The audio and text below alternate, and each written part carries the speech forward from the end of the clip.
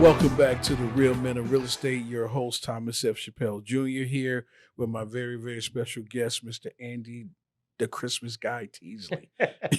Like that, huh? So, as before we went on the break, we was talking about the Lonnie Scruggs. So, go ahead and finish on that. Well, so Lonnie taught a great system, and I love it because we're able to take somebody that has a problem mobile home. Maybe they inherited it, maybe they've got a pack rat situation, maybe they're going into assisted living. For some reason, they're stuck with this home and it's an anchor to them. We're able to come in and provide them relief from this thing that it's not really an asset anymore. It was at one point, it's not now. So we provide them with relief. We make it nice and safe and habitable. We do the upgrades we need to make it a modern house. Then we turn around and sell it to somebody, and we finance that house so they can come in and purchase, live the American dream, and have a payment that is designed to be $100 less than if they were renting the equivalent apartment in the same area. So because of that, I'm very happy that we're able to provide a safe, affordable housing for people. We're able to provide relief for people. We're able to provide an opportunity for people to invest with their self-directed retirement accounts and build their personal wealth. So going forward, they can retire comfortably when they're old. So we're able to put all those people together and do a deal and make some profit and buy some groceries. And Lord knows I'm not missing too many meals. So, yeah, it's been really good for me. And I've liked it a lot and keep growing. And we've got things down. I've whittled my rental inventory down to 31 houses, which is too many. I'm going to whittle some more. But like I said, it's nice to have those families out there striving to pay their rent. But when they pay their rent, then that provides for my family. Good, good. Now, I know when I met you, I asked to take you out to lunch. That's one of the things that you still do, correct? Absolutely. Okay. Still go to your favorite restaurant. Absolutely. I have a reserved booth there at 1:00 almost every day. And the thing that people don't understand, we spent about 4.5 hours together. Yeah. And the thing was, we talked real estate for about 15, 20 minutes. We had to do more than that. Well, it wasn't that long. We spent more time talking about life and the different things the different challenges that people go through, because a lot of people sit back and they watch the HGTV programs and thinking, oh, I can do this, until they realize, oh, there's a lot of work that you got to put into this. It doesn't all happen in 6 weeks or 60 minutes. Exactly. So when coming across somebody new, how do you inspire them to not want to quit? See, that's what you did for me, Okay. So how would you want to inspire somebody to let them know, hey, there are going to be some challenges, but if you still stick with it and come into the community, that you can still be successful? Well, that's it. I have a major goal in my life now. I mean, I don't need any more income. I don't need another rental house. I've got more than I should have. I don't have to flip any more mobiles, although I keep doing it because I enjoy it. But I love to teach. I'm teaching a class on a regular basis. At least once a month, I'm teaching somewhere. And my goal now is to train people who are able to talk the language that I speak. Okay. It's a sad thing as we get older. We lose an awful lot of our really good friends. Correct. In the last 5 years, I think I've lost a dozen mentors, people who I trusted and who educated me all these years. And it's amazing the hole that leaves in your life. And I need people to replace them so I can talk about what I like to talk about. So I'm always out there trying to encourage people to get interested.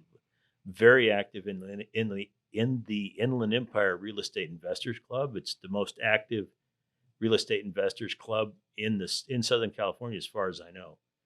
They have 14 meetings every month, and their membership, I believe, is only $35 a month. I'm always prepaid about 3 years in advance because the club needs help. It costs a lot of money to run one of those organizations.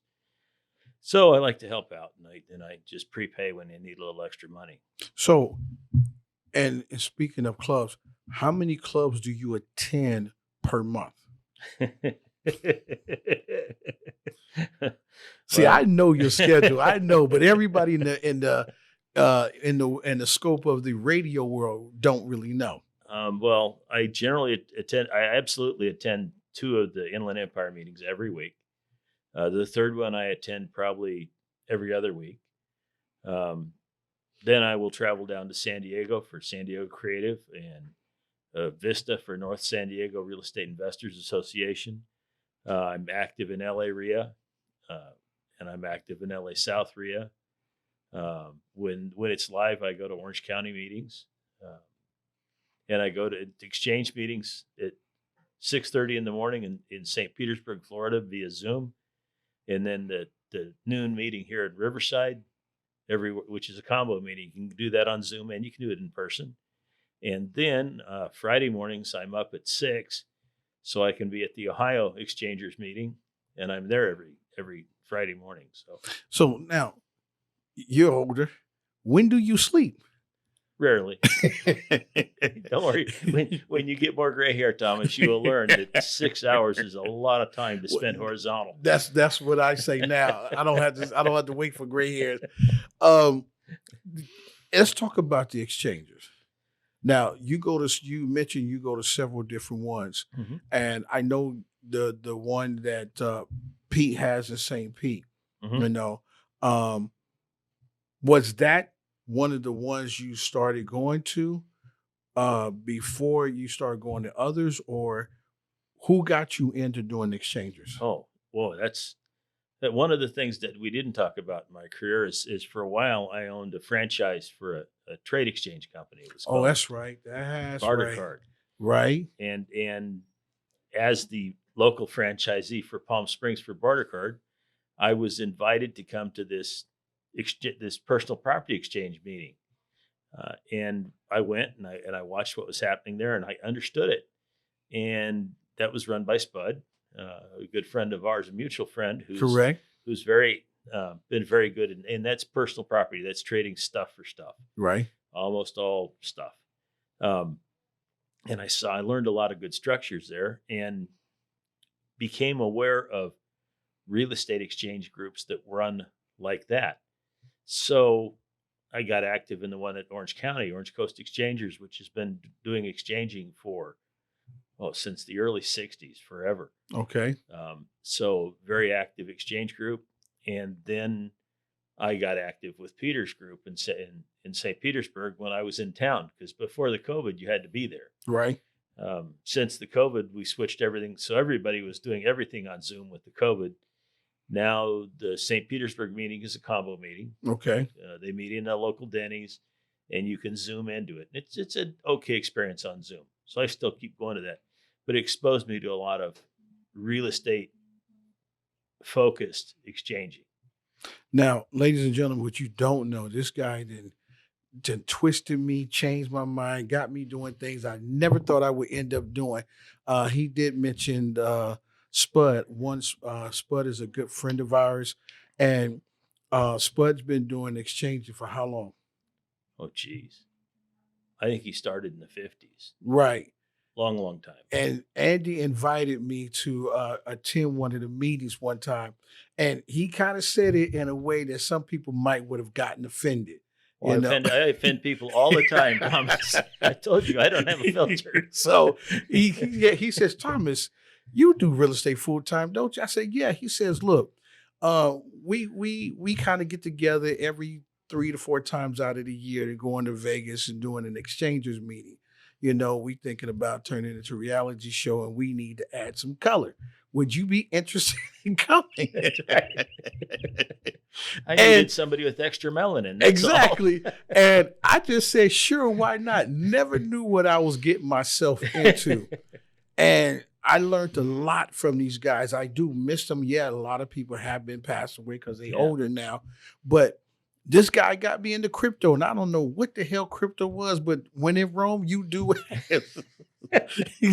I mean, he's got more crypto than I do, but I'm like, and the crypto that we doing is called Troptions.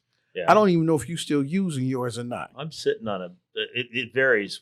One week it's worth 200,000. The next week it's worth 3 million. It just depends on the market. I mean, that's why I missed going to the meet, because now you can trade with, because I don't know too many people here in California is doing it. Everybody I know is on the East Coast. Yeah. You know, there's a lot of East Coasters doing that. And it's like everything else. Every commodity has a full value somewhere.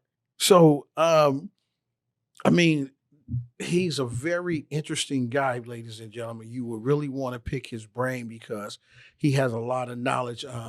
He's been around with, name some of the mentors that you dealt with. Who? Well, my first one was Ione Young Grey, but I consider her a guru, not a mentor. Okay. Then I spent a lot of time with Jimmy Napier. Yes. A lot of time with Mick Blackwell, who's a great mentor. Yes, he was. He was a lot of fun.